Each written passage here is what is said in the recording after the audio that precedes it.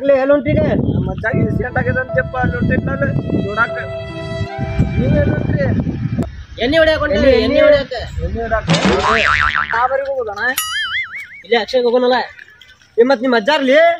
ನಂಗೆ ಹಾಟ ಬರ್ಲಿ ಕುಡಿ ಮಾಡ್ಲಿ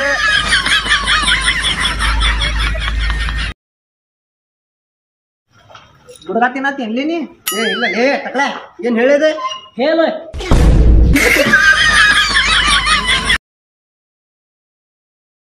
ನಾನು ನಿಮ್ಗೊಂದು ಮಾತು ಹೇಳ್ತೇನೆ ತಿಳ್ಕೊರಿ ಹಂಗ ಬರೇ ತಿಳ್ಕೊರಿ ಹೇಳೋದೆ